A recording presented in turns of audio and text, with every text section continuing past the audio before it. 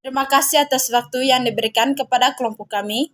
Nama saya Veronica Yuliani Gunu, NPM 213011092, kelas 2021C, Prodi Agronomi Pertanian. Kita langsung saja tentang efek rumah kaca. Efek rumah kaca adalah sebuah istilah untuk menggambarkan kondisi bumi yang memiliki efek seperti rumah kaca.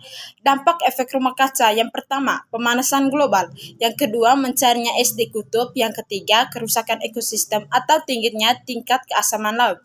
Yang keempat, menipisnya lapisan ozon. Terima kasih. Baik, nama saya Sergius Klepas Papu. Pada kesempatan ini saya akan menjelaskan tentang penyebab efek rumah kaca, dampaknya bagi kehidupan, dan cara mengurangi efek rumah kaca.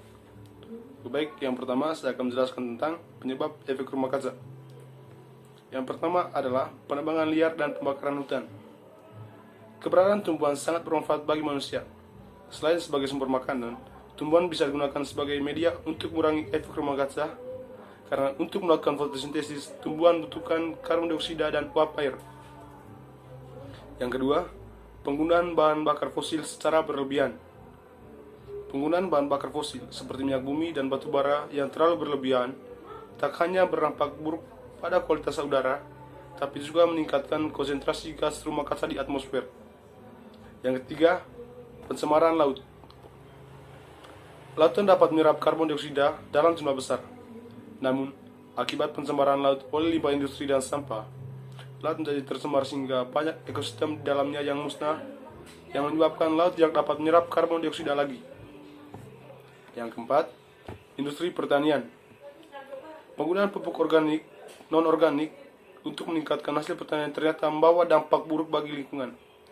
Penggunaan pupuk tersebut bisa menghasilkan gas rumah kaca seperti nitrous oksida yang nantinya dilepaskan ke udara. Yang kelima, dari limbah rumah tangga. Limbah rumah tangga jika dibiarkan akan menghasilkan gas metana dan karbon dioksida yang dihasilkan dari bakteri-bakteri pengurai sampah. Yang keenam, dari industri peternakan.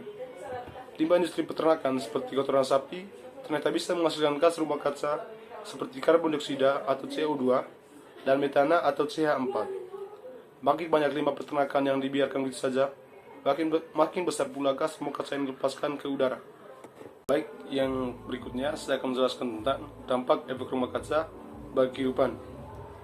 Yang pertama, adanya perubahan temperatur bumi yang semakin tinggi menyebabkan perubahan iklim di berbagai daerah di dunia. Yang kedua, kegagalan panen secara besar-besaran akibat perubahan iklim yang drastis. Yang ketiga, mencarinya glasier atau bongkahan es sehingga menyebabkan naiknya kadar air laut. Yang keempat, meningkatnya risiko kepunahan berbagai spesies makhluk hidup. Penelitian dalam majalah Nature mengungkapkan peningkatan suhu dari adanya efek rumah kaca dapat menyebabkan kepunahan lebih dari 1 juta spesies.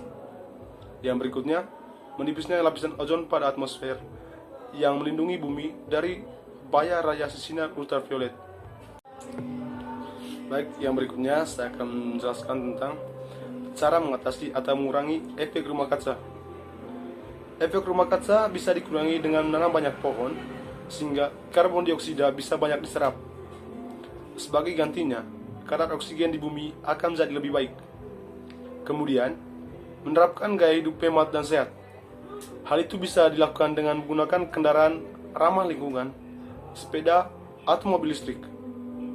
Selanjutnya, Ditikers juga bisa membatasi pemakaian kantong plastik dengan beralih ke tas yang bisa digunakan berkali-kali. Dengan begitu, limbah plastik akan berkurang menghasilkan gas metana.